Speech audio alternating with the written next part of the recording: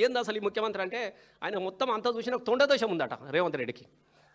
తొండదోషం నిజంగా ప్రామిస్ చెప్తున్నా, ఇది రియల్గా చెప్తున్నా. తొండదోషం ఉన్నది అటు ఈయనకు. ఈ దోషాలు చాలా రకాలు ఉంటాయి కదా. ఈ తొండదోషం ఎట్లా వచ్చిందని నేను మళ్ళీ అడిగితే ఏం చెప్పినట్టే, ఏం లేదు, ఒక రోజున తొండలన్నీ కలిసి సమావేశం పెట్టుకున్నాయట. ఇక తొండలు అంటే మీకు ఎట్లుంటాయి, అవి ఏడబెట్టుకుంటాయి.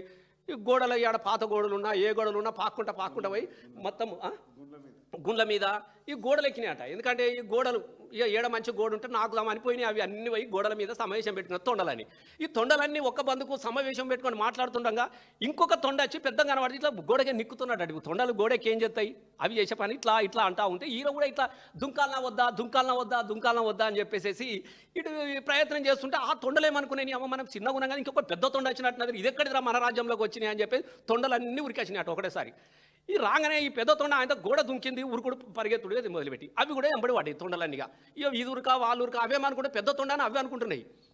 మన ఆయనకు తెలియదు ఈ రేవంత్ రెడ్డి సార్ అని తెలియదు, వాటికేం తెలుసు ముఖ్యమంత్రి అని. ఈ తొండను చూసి అవి తొండలన్నీ వెనకబడితే పోతా ఆయన పాపం ఎంత దూరం ఉరుకుతాడు దొరకబట్టుకున్నాయి. అవి ఓ గుండె మీద కూర్చుని పెట్టినాయి.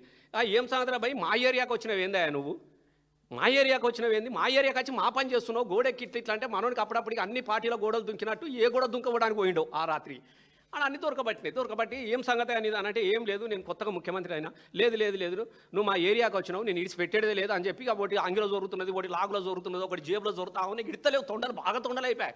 ఇది వరకు ఇది జరుగుతుంది మొత్తం మీదెక్కి కూర్చున్నాయి. ఇక అరే నీ దయామావు నేను ఎట్లన్నా నాకు అజ్జేయరు కానీ నాకు కొద్దిగా నేను కొత్తగా ముఖ్యమంత్రి అయినా 4 రోజులు నాకు అవకాశం ఇవ్వనంటే ఇస్తే మాకేంది అవకాశం అంటే ఏం లేదు, పేరుకు మాత్రమే నేనుంటా కానీ మొత్తం మీ పేరు చెప్పుకొని బతుకుతా ముఖ్యమంత్రిగా, నేను మిమ్మల్ని చదవకుండా నేను ఏ సభ పెట్టా అని చెప్పినట్టు తొండలకు హామీ ఇచ్చినాడు.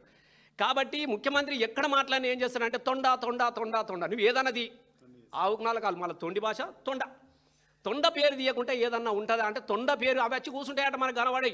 నువ్వు తొండ మా పేరు ఎత్తకులేదానికి రాగానే నీ లాగులో చూడతామని చెప్తున్నాయి తొండలు. కాబట్టే తొండలు